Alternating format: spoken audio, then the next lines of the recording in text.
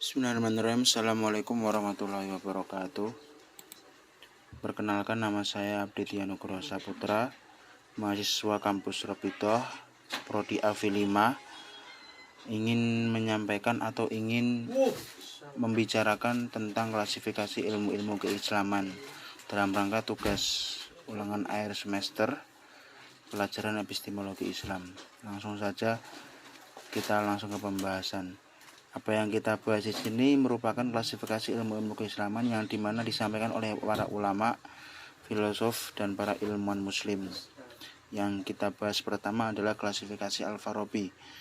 Yang pertama, Al-Farabi itu mempunyai 3 kriteria yang menyusun hierarki ilmu. Yang pertama, kemuliaan materi subjek, syaraf al-maudu, yaitu berasal dari prinsip fundamental ontologi.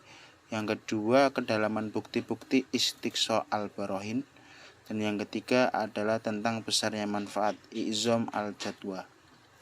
Dan klasifikasi Al-Farabi ini garis besar dibagi menjadi 5 lagi. Yang pertama adalah ilmu bahasa, yang kedua logika, yang ketiga adalah ilmu propaedetik, yaitu ilmu aritmatik, geometrik, astrologi, musik, dan lain-lain. Yang keempat ilmu fisika, dan yang terakhir adalah ilmu sosial. Selanjutnya menuju klasifikasi yang kedua dari Ibnu Khaldun. Beliau memilah ilmu atas 2 macam. Yang pertama adalah ilmu nakliyah, yang kedua adalah ilmu akliyah. Kalau ilmu nakliyah itu yang berdasarkan pada otoritas, atau ada yang menyebutnya ilmu-ilmu tradisional seperti ilmu Quran hadis, ilmu tasawuf, ilmu kalam, ilmu fikih, itu merupakan ilmu nakliyah. Sedangkan ilmu akliyah yang nomor 2 itu berdasarkan akal atau dalil rasional.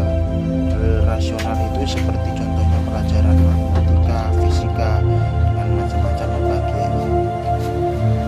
Ibnu Khaldun sendiri membagi ilmu rasional, falsafah, menjadi 4 macam. Yang pertama logika, yang kedua ilmu alam, yang ketiga metafisika, yang keempat matematika atau matematika.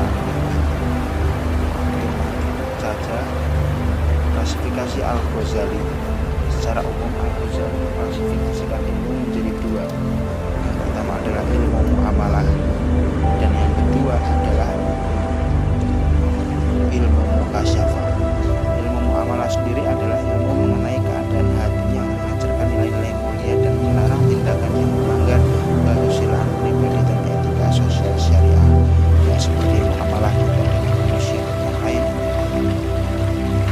Dan ilmu ini contohnya adalah pelayaran itu ilmu muamalah. Golongan yang kedua itu ilmu mukasyafah. Ini ilmu mukasyafah adalah puncak dari semua ilmu karena ia berhubungan dengan hati, roh, jiwa, dan kesucian jiwa. Jadi ilmu mukasyafah ini puncak para ilmu, puncak ilmu yang dimiliki oleh para siddiqun dan orang yang dekat dengan Allah, yang tidak bisa semua orang itu memilikinya, karena ini harus benar-benar pada derajat yang tinggi atau setinggi-tingginya ilmu. Dan untuk klasifikasi selanjutnya datang dari Ikhwanul As-Sofa. Ikhwanul As-Sofa itu apa? Ikhwanul As-Sofa itu kelompok rahasia yang bermazhab Syiah Ismailiyah yang berpusat di kota Basrah atau Baghdad. Di sini mereka membagi ilmu menjadi 3 kelompok. Yang pertama adalah pengetahuan adab atau sastra, yang kedua pengetahuan syariat, dan yang ketiga pengetahuan filsafat. Jadi bisa kita simpulkan dari klasifikasi yang banyak ini, klasifikasi menurut para filosof, para ulama itu terbagi menjadi berbagai macam. Jadi entah bagaimana kita mengambilnya, itu berdasarkan kita sendiri.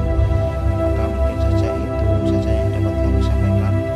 Kalau ada kekurangan atau kesalahan datangnya dari kami sendiri, kalau memang ada kelebihan datangnya berasal dari Allah Subhanahu wa Ta'ala. Wassalamualaikum warahmatullahi wabarakatuh.